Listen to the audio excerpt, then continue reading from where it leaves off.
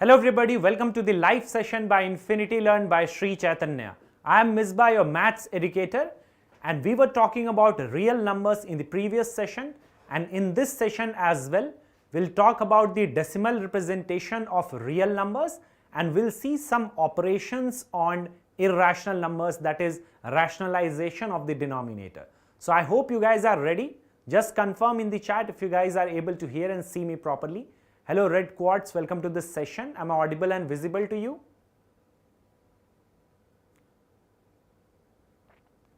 Are you able to hear and see me, Red Quartz? Okay. Hello Niharika, welcome to this session. So let's wait for some more seconds, let other students join as well, and then we can start with the session. Hello Childhood Masti, welcome to this session. So some questions were left in the previous session of LCM and HCF, so those questions as well will be doing, right? Good afternoon Childhood Masti, hello Suman, welcome to this session. So I guess we are good to start, so let's start with this session guys. Good afternoon Suman, welcome to this session. Let's start with it, right? So we'll revise basically the decimal representation of real numbers. You have studied this in grade 9, right? That for example, you have got rational numbers. So what are the types of decimal representation a rational number have? Do you remember that guys? Hello Anu, welcome to this session. So a rational number can have two types of decimal representation, right? First is the terminating decimal representation. Terminating decimal representation. So terminating decimal representation means that the decimal representation stops after some place of decimal. For example, I've got 1.58 or you can say 28.673.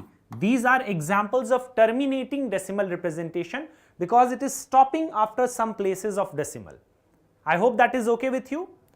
Now the second type of decimal representation of rational numbers are non-terminating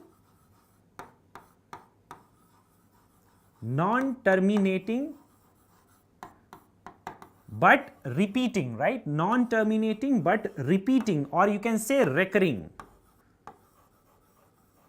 Non-terminating but recurring decimal representation. So a rational number can have non-terminating or recurring decimal representation as well. For example, you have got 1.5, but you see 3 is keeping on repeating. It is not terminating, it is not stopping after some places of decimal, but you see it is repeating over here. And this you used to write like this, if you remember that. 3 is repeating, so we put a bar over 3. And this bar is called what guys? This bar is called vinculum. I hope that is clear. So there can be other examples of non-terminating but repeating decimal representation. For example, you can have 28.567 and suppose I am putting bar over 67. So over here 67 will keep on repeating, right? So the decimal representation of rational numbers can be either terminating or non-terminating but repeating. These are the two types of decimal representation of rational numbers. Any doubt in this? Hello Ashik, welcome to this session. Tell me guys, any doubt in this thing?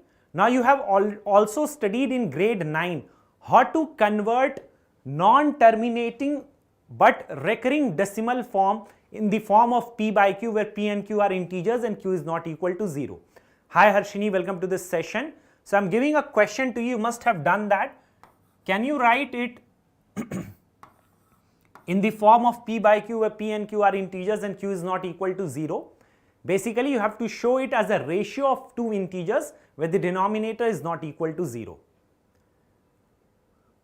5.00 it is terminating only because after decimal 0 does not have any significance. I mean if there is no digit after that, there is no number after that. You got it Bimla? For example, you write it like this. See over here 0 is having a significance, but if you write like this, then you can write infinite number of zeros, it is not having any significance, and this is a terminating decimal representation only. Is it clear Bimla? Hi Dead Official, hello Ashika. Pi is an irrational number only Sailesh. Pi is never equal to 22 upon 7. That is just an approximate value of pi. Pi is not equal to 3.14. pi is not equal to 3.143. All of these are approximate values of pi. Pi is an irrational number. I hope it is okay. No, this is of grade 9 only. I am revising it, Ashika, because you must know these things. See, this thing we are covering CBSE as well as some foundation topics as well we will cover over here. I hope you understand that, Ashika. Okay. So, we have to show it in the form of P by Q, where P and Q are integers and Q is not equal to 0. I am explaining the shortcut method which you must have studied in grade 9. What is the shortcut? It is very simple.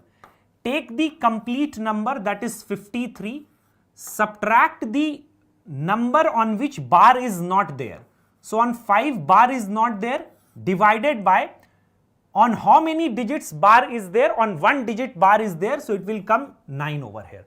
So, that is its P by Q form, that is it. You can obviously simplify this. This will give you 48, right? So, yeah, 48 by 9. So, if you calculate it 48 upon 9, you can do the calculation, you will get 5.3333 and so on. I hope it is clear to you. So, this is the shortcut method. I will explain one more question using this shortcut method to you. See, for example, you have got something like this. I am sorry for this space, but I hope you will get it.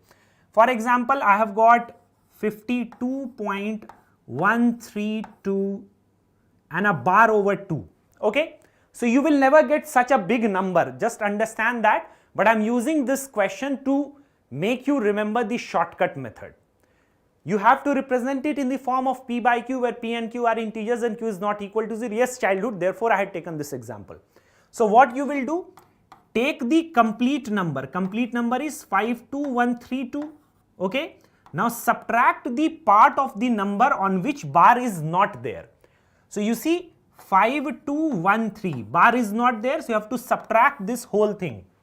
So, this will come in the numerator divided by on how many digits bar is there. On 1 digit bar is there, so 19 will come up, right. Now, on how many digits after the decimal bar is not there. On how many digits after the decimal bar is not there, on 2 digits. So, 2 times 0 will come up. So, that is the P by Q representation. Obviously, you have to simplify that. It is a big number, right. I hope it is clear, but the method is clear or not, just confirm that in the chat. I hope it is okay, Niharika. I will explain one more simple question for you over here, that how to represent it in the form of P by Q. So, suppose you have got something like this, okay. You have bar over this. You have to represent it in the form of P by Q, where P and Q are integers and Q is not equal to 0. So, what will you do? Just see it once again. Just write the complete number 253, subtract the number on which bar is not there, on which vinculum is not there. So, on 25 vinculum is not there, divided by on how many digits bar is there. On 1 digit bar is there, so you will write 9 one time only, okay. Now, on how many digits after the decimal bar is not there. On how many digits after the decimal bar is not there. So, 1 digit is such after the decimal on which bar is not there, so you will put 10 over here. So, that is the representation of it in the form of P by Q. Obviously, you have to further subtract and do simplification. Is it clear to everybody? This was there in grade 9, but it is an important thing, therefore I had taken it. So, no offenses that, oh, okay, it is not in the syllabus, but it is not like that, because we have already committed that we will be taking some foundation level topics as well for you. I hope it is clear to you. So, let us move on to the next slide. Okay, so can you try doing this question? The decimal expansion of the rational number will terminate after how many places of decimal? Can you use your logic and tell the answer to this? I had explained a question like this in the previous session as well. Just use your brain. You don't have to remember anything in this thing. You can just use your logic. After how many places of decimal will this terminate? What does it mean? That if you will actually divide 327 upon the denominator, whatever it is, after how many places of decimal it will terminate. And remember, you don't have to do actual division. Maybe this is a small number, you will be able to divide it, but in the examination, if you get a big number, you will not be able to actually divide it. So, you have to use logic over there. I hope it is clear to you. So what will be the answer in this case, guys?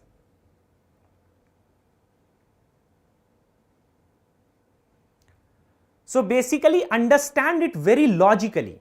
The first thing is to simplify if there is some kind of common in the numerator as well as the denominator. So you see there is nothing common in the numerator as well as the denominator which can be cancelled out. You have to make sure that it is written in the simplest form. So it is in the simplest form. You see 327 is not divisible by 5, exactly divisible by 5. Now 2 cube is 8, 327 is not divisible by 8 as well. So there is no common factor in the numerator as well as the denominator, you cannot do anything, right? So how will you decide the number of places after which decimal will be there? So can you not use your logic that the denominator must be of the form 10 raised to the power n? Yes or no? Suppose I have got something like this 1, 5, 2, 3, 2 and I have got 10 raised to the power 3. Can I not write it like this? 1, 5, 3, 2? Yes or no? So basically 10 raised to the power 3 is there. So you can say that decimal is, after 3 places of decimal it will stop. It will terminate. You got the logic, guys? That's how you do that. Exactly, Raj. I am explaining that logic. So I hope it is clear to you. So what does it mean? It means that I have to try to make the denominator in the form of power of 10. You got it? So how can you do that? See, 2 raised to the power 3 is already there. What is 10? 10 is 2 into 5 or not? Tell me. 10 is 2 into 5. So can I not say that I must multiply and divide by 5 square over here? Tell me. I must multiply and divide by 5 square over here. So whatever may be in the numerator now, we don't have to bother. Whatever may come in the numerator, the denominator is what? This is 5 raised to the power 3. This is 2 raised to the power 3. So can you not say that it is 10 raised to the power 3? So if it is 10 raised to the power 3, whatever this simplification will give you, it will terminate after 3 places of decimal only. You got it? It will terminate after 3 places of decimal only. It will be 3 Salish. I hope the logic is clear. And there is a shortcut as well. Shortcut is what? First you make sure that there is no common factor in the numerator as well as the denominator. Cancel it out properly, okay? There is no common factor in the numerator as well as the denominator. Then you see 2's power and 5's power is there. So the highest power 2 raised power 3 is there. So automatically it will terminate after 3 places of decimal. You got it? Automatically it will terminate after 3 places of decimal. I have explained the logic as well. Is it clear to everybody in this session? Childhood Masti, Niharika, Dead, Salesh, Raj. Any doubt in this thing? Tell me. Just confirm that quickly. Now we'll do a similar question. Over here it is after how many places of decimal it will terminate. Now there is another type of question which is asked. You see in the next slide only I'll take that question. Okay, Raj. Dead, it is not clear or it is clear? You're writing no, so I'm getting confused. Just confirm that. So the next thing over here, it's a similar question. You see, but it is a bit different logically. Obviously, board exams are there, Ashika. Okay, Niharika. Okay, fine. So can you do this? What is the number of trailing zeros in 12,000? You got this question? The logic is almost similar with the previous question. Can you do that? Okay, fine. Can you do that? What is the number of trailing zeros in this? Exactly, Raj. Exactly, correct. You are correct, right, Raj. In that case, you have to first make sure that you are cancelling the common factor. Okay. What is the number of trailing zeros? You got the logic. Trailing zeros means what? For example, oh my god, the question is, actually this is not correct only. The question is not logically correct because you can see that it is having 3 trailing zeros, na? Oh my god, the question is wrong only. It is correct only, but it becomes very basic. You got it or not? It becomes very basic then. The number of trailing zeros means how many zeros are there in the end. For example, I write it like this. So the number of trailing zeros is 2. You got it or not? Yeah, question is not wrong, Raj. It is not wrong although, but it must be in a different form. I'll give you, don't bother. I'll give you in the format in which it must be there. Don't bother, I'll give you in that format only. Wait. So I can make a question like that, you don't have to bother.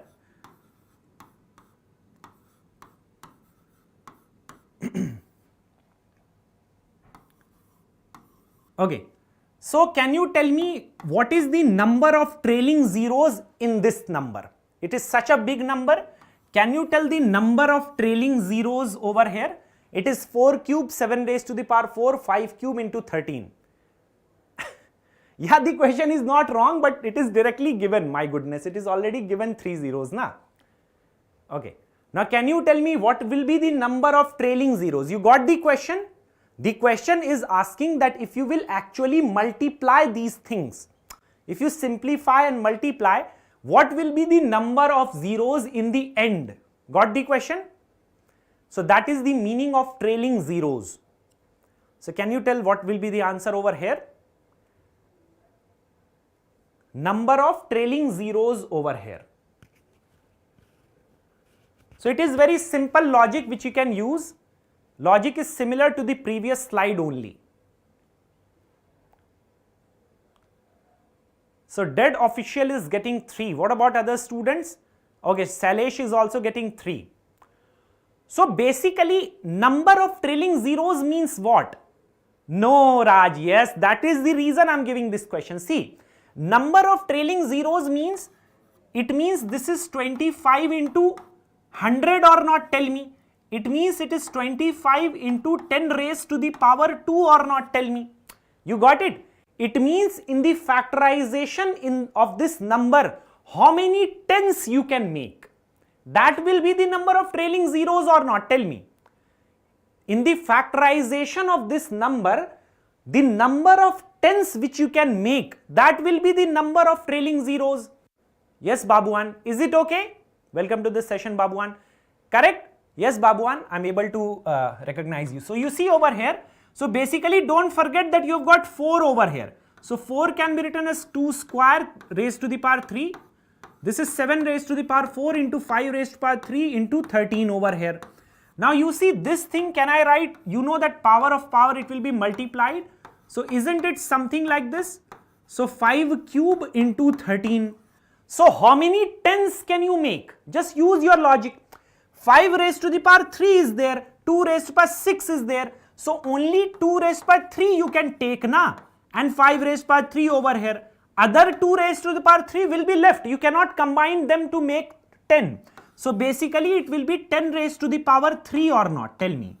It will be 10 raised to the power 3 or not. So the number of trailing zeros in this will be 3 only. You got the logic, guys? Number of trailing zeros will be 3. So why I had given this question over here? See, whenever you get a question like this, first thing is to make sure that the prime factors are in the form of 2 and 5 only. If you will not count this, your answer will be wrong, na? So the prime factors over here, you have to simplify it to the prime factors form only. 4 is not a prime number, right? Then you have to say that number of trailing zeros will be minimum of power of 2 and power of 5. You got it? Number of trailing zeros will be minimum of power of 2 and power of 5. You got it? You have to do that. We'll do that in the next session, Ashika. We'll just do that in the next session, only proofs of irrationality. I hope it is okay now, Bimla. So number of trailing zeros will be minimum of power of 2 and power of 5. So minimum of 3 and 6 is 3 only. You got it? Now in the previous slide, it was different. Over here, number of digits after which it will terminate, number of places of decimal after which it will terminate will be maximum of power of 2 and 5. So therefore over here it was 3. Over here it will be maximum, over here it will be minimum. I hope it is clear. Yes or no, just confirm in the chat so that we can move on to the next thing.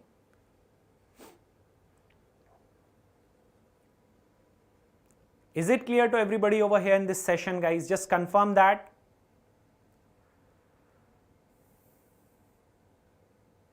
Okay. So let's move on to the next thing. Which of the following rational numbers have terminating decimal?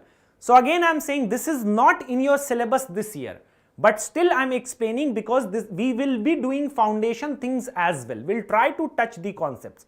So I'll try to take every concept in NCERT, right? So can you tell which of the following rational numbers have terminating decimal representation?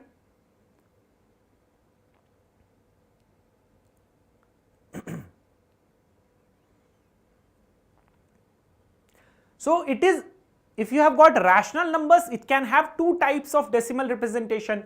One is either terminating or the other one is non-terminating repeating decimal representation. So we have to make sure that we get terminating decimal representation. So for that, what you have to do, first you have to simplify, just simplify. Is there anything common in the numerator as well as the denominator? Nothing common is there. You have to write the rational number in the simplest form. This is the first thing which you have to do.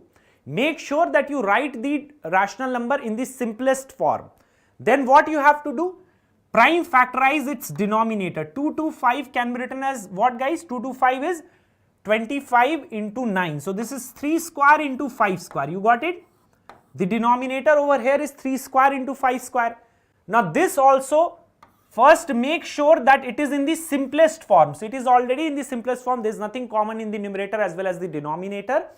Then you have to factorize, prime factorize the denominator. So it is 9 2s are 18. So 3 square into 2, right? Now over here as well it is 3 into 7. The denominator is of this form. We are talking about the denominator only. Over here, what is the denominator, guys? This is 250. So how can you write 250 over here, guys? Tell me. So this can be written as 125 into 2. So 5 cube into 2. I hope that is clear. So you see over here, this will not have terminating decimal representation. These will not have terminating decimal representation because the denominator is not of the form 2 raised to the power m, 5 raised to the power n. For a rational number to have a terminating decimal representation, the denominator must be of the form 2 raised to the power m, 5 raised to the power n, where m and n are whole numbers. Whole numbers means they are starting from 0. I hope it is clear. They are whole numbers. So only in this case the denominator is of this form, so therefore it will be having a terminating decimal representation. But before checking this, you have to make sure that you are simplifying. There must be no common factor in the numerator as well as the denominator. You have to make sure that. I hope it is clear. Exactly. Recurring means it is repeating. Recurring means repeating, Ananya. For example, you must have studied this type of decimal representation, Ananya. So this is recurring decimal. It means you can write it like this. Bar form you must have studied, Ananya. Recurring means reoccurring. I hope it is clear to every student over here this concept. Any doubt in this? Again I am repeating, the first thing you have to make sure is to simplify. First simplify. You have to make sure that there is no common factor in the numerator as well as the denominator. Then you have to check the prime factorization of the denominator. It must be of the form 2 raised to the power m, 5 raised to the power n, where m and n are whole numbers. Thank you, Aditya. I hope it is clear to every student in this session. Yeah, the denominator is of the form this thing or not over here, Pranav? You can do the prime factorization of 250. Yes or no? That is 125 into 2. So the denominator is of the form 2 raised to the power 1, 5 raised to the power 3. So isn't it of the form 2 raised to the power m, 5 raised to the power n, where m and n are whole numbers, Pranav? Is it clear? Thanks, Salma. I hope it is clear, Pranav. So therefore it will for sure have a terminating decimal representation. For example, you can say now, oh, it's so simple, it's a small number. This is small, but suppose I give you a number like this. Just suppose I am giving you a number like this.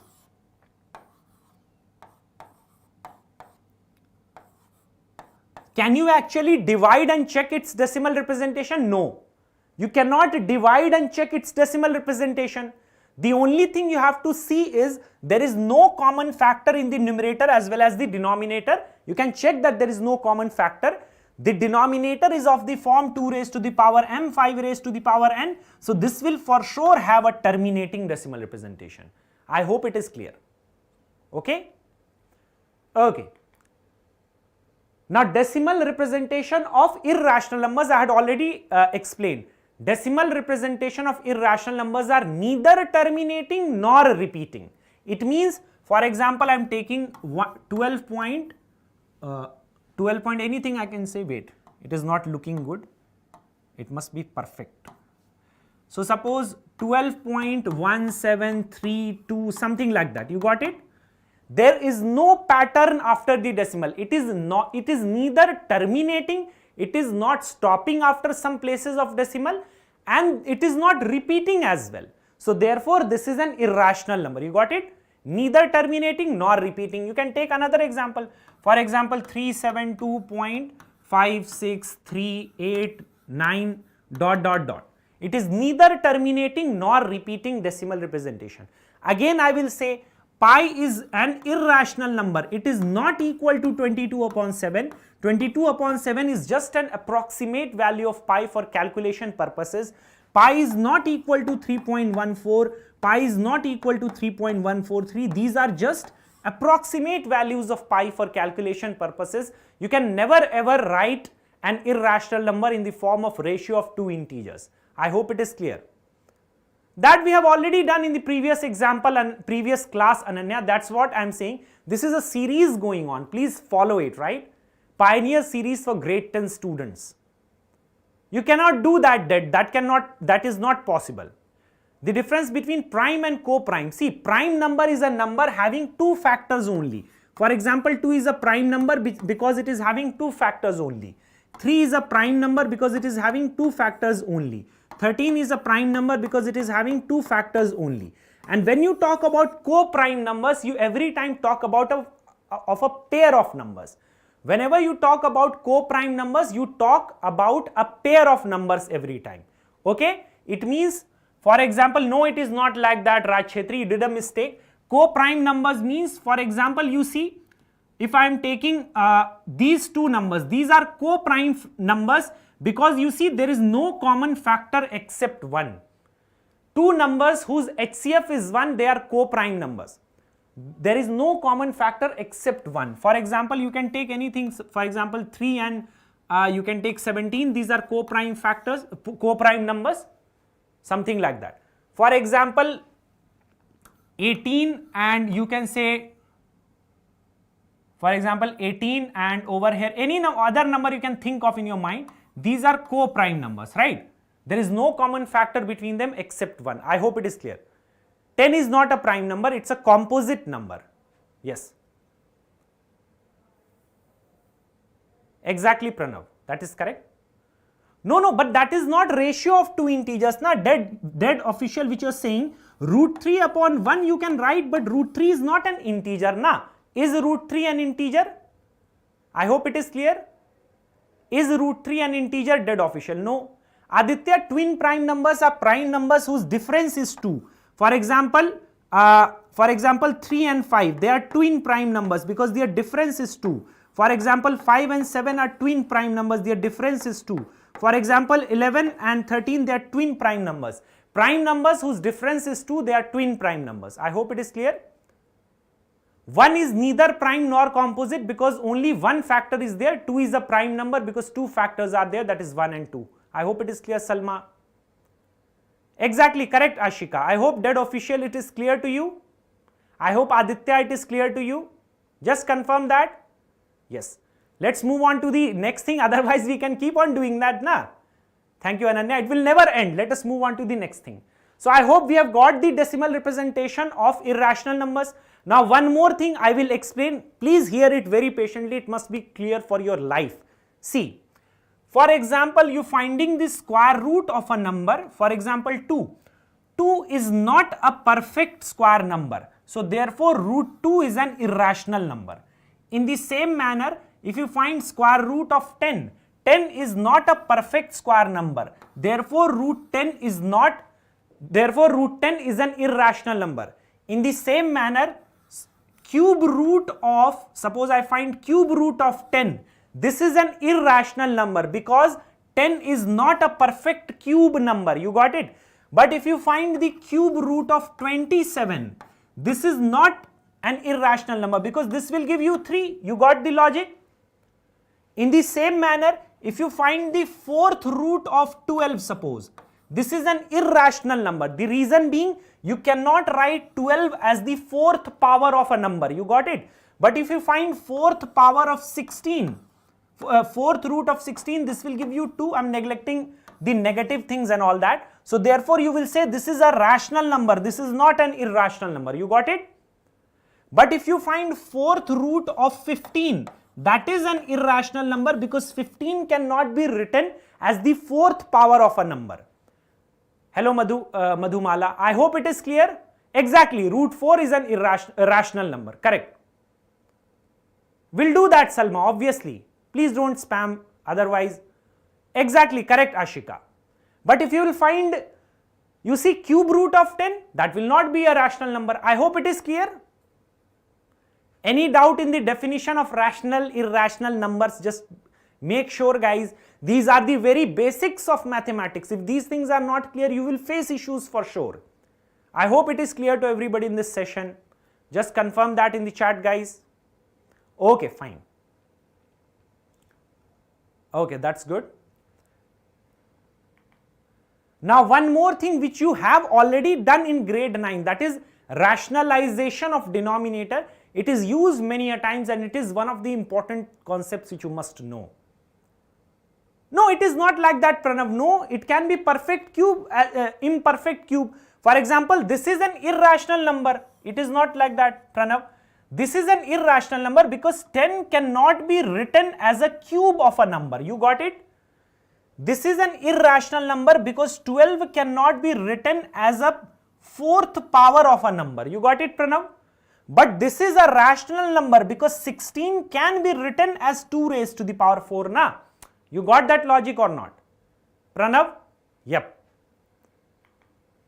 Now let's understand rationalization. Rationalization means just understand the English of it.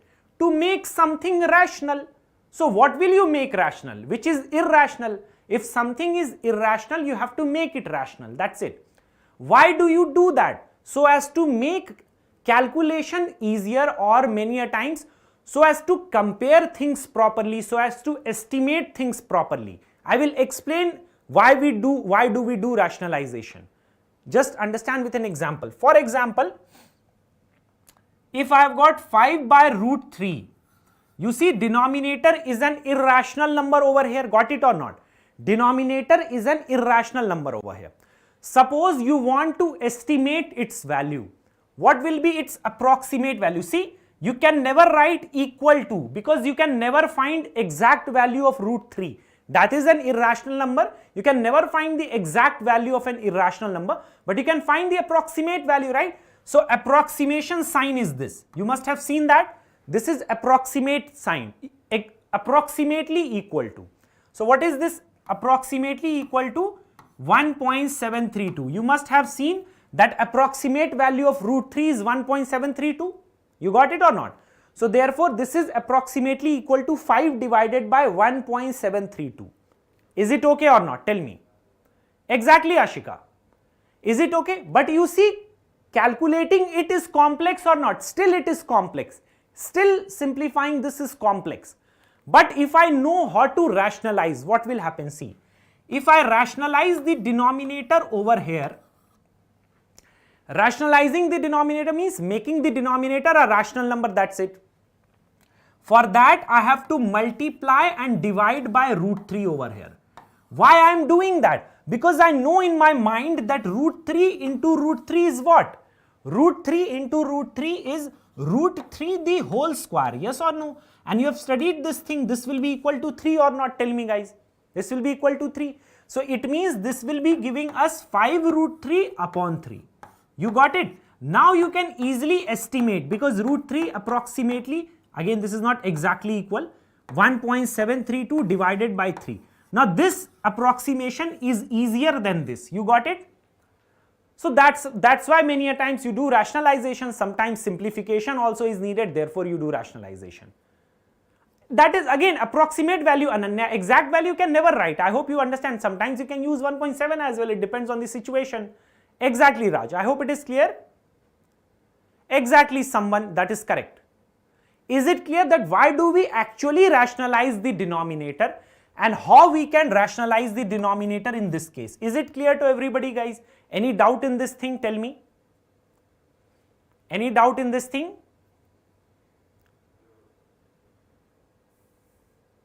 I hope this is clear. Just confirm in the chat. Suppose I'm giving you a very simple question over here.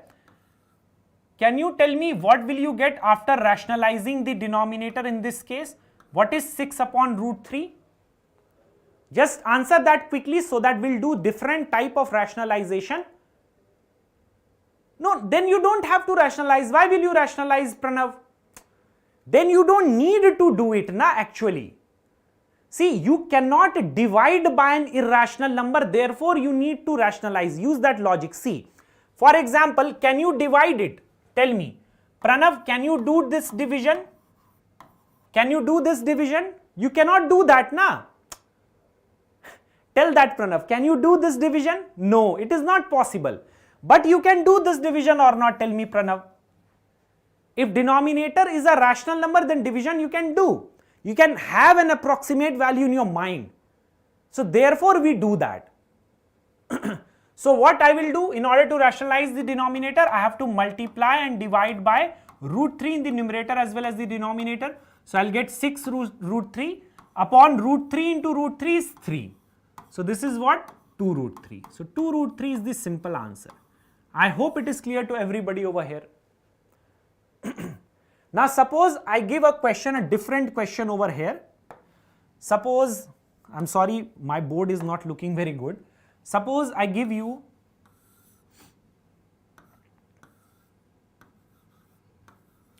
what will I get over here after rationalizing the denominator?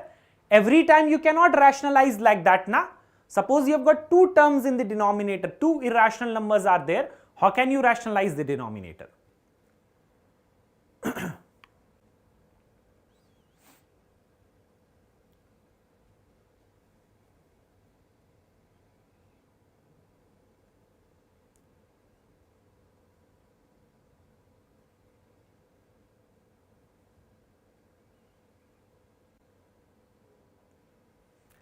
So what you do over here, you don't have to do like this. You have to use a different formula. Basically, I want to fix the denominator in the form of a plus b, a minus b. You have studied this formula or not, guys? This identity a plus b, a minus b is what? A square minus b square, correct? This is a square minus b square. So what I will do? I will multiply and divide by root 8 plus root 7. Root 8 plus root 7 I can multiply and divide over here. So the numerator over here is of the form root 8 plus root 7, and in the denominator you are having the form a plus b, a minus b. You are having a plus b, a minus b form. So it will be a square minus b square, correct? So square root of 8 square minus square root of 7 the whole square. So this will give you square root of 8 minus square root of 7 divided by square root of 8 is 8, square root of 7 is 7. So 8 minus 7 is 1 only. So this will give you square root of 8 minus square root of 7. If you want to further simplify, that can also be done, because square root of 8 can be written as square root of 4 into 2 minus square root of 7. Square root of 4 is 2. So this will be 2 root 2 minus root 7. I hope it is clear to every student in this session. Any doubt to any student? Exactly, correct only, Ashika, simple thing it is. Is it exactly, that is correct someone? Every student got it correctly, very good. No, it is not like that, Ananya, ऐसे कैसे नहीं हो पाएगा तुमसे, बहुत ही simple है. Clear है सबको, बताओ जल्दी से, is it clear to everybody? Okay, no problem Raj, but I hope it is clear. Okay, have I done a mistake over there? Oh yeah, I did a mistake, simple mistake it is. This is plus only. Yep. I hope it is clear now.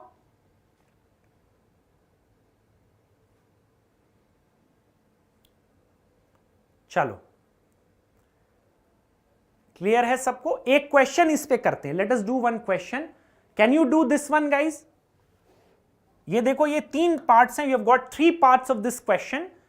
x is given to you. Can you find the value of x plus 1 by x, x minus 1 by x, and then you have got x square plus 1 by x square. Now you see, agar x you will directly put, if you will put x over here and x in the denominator, will it not make it complex? Then also sometimes it can happen, it depends on the situation, Bimla. You have to do the same thing, Bimla. See, suppose in place of denominator it is in the numerator, then also you can do the same thing. But normally you don't do that. So basically we learn these things to simplify. I hope it is clear. You just have to do the opposite of it. Yes or no, Bimla? Try doing this question. So I have to find x plus 1 by x, x minus 1 by x. Now x we already know in the question na.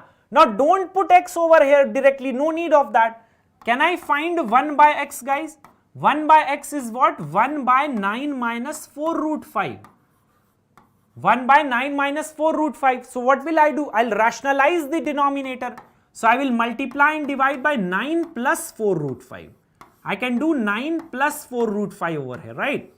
So what will I get, guys? I'll get 9 plus 4 root 5. The denominator is of the form a minus b, a plus b, right? So it will be a square minus b square. So that is 9 square minus 4 root 5 the whole square. It will be something like this. So it is basically 9 plus 4 root 5. And the denominator is of the form 9 9s are 81. Now this you can think in your mind, 4 square is 16, root 5 square is 5, 16 5s are 80. So this is basically 80 over here. So in the denominator what you are getting 1 only. So 1 by x is 9 plus 4 root 5. You got it? 1 by x is nothing but 9 plus Cramer's rule. We are doing grade 10 mathematics over here, Pranav. So obviously I will not do that right now. Okay, so this is 9 plus 4 root 5 over here. Now basically we want to find the value of x plus 1 by x. See the first part. Now x is equal to 9 minus 4 root 5, correct? And 1 by x we have got to be equal to 9 plus 4 root 5. I hope that is clear to you. So I can cancel out this. So x plus 1 by x is 18 only. X plus 1 by x is 18. Second part also we can easily find. We have got x minus 1 by x.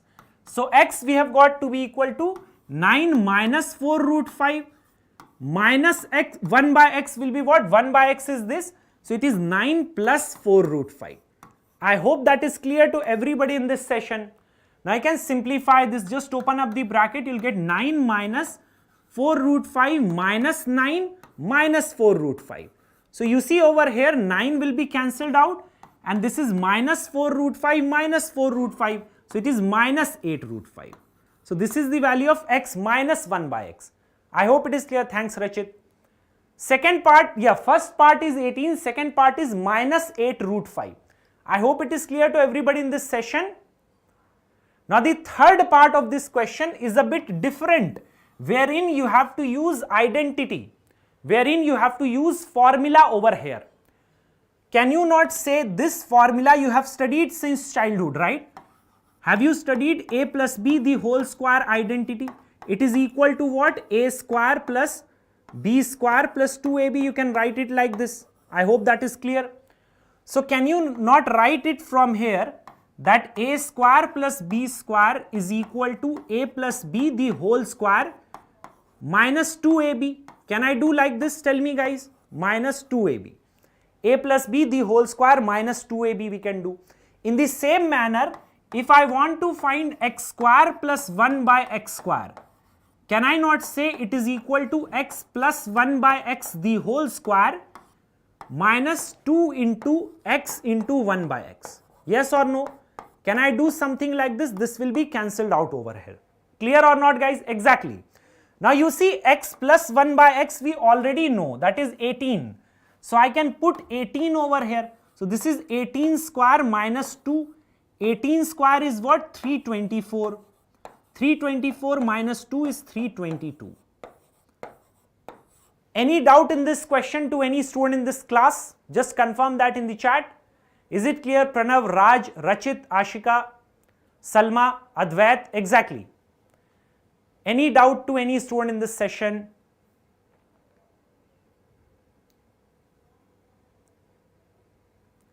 Okay. Okay, so that's all we needed to discuss in this session. Some more questions are there, we'll take up in the next session, guys. You see, many more questions are there, but obviously it is about time. Don't forget to like, share and subscribe to the Infinity Learn class 9 and 10 YouTube channel, and also don't forget to subscribe to the Telegram channel as well. The schedule and everything is there only, that can be shared. So please check out the things over here. Suppose you have got some kind of doubt, or maybe you want something or the other, just comment in the comment section after the class. So that's all we needed to discuss in this class. We'll meet in the next session, guys. Bye bye. Take care, everybody.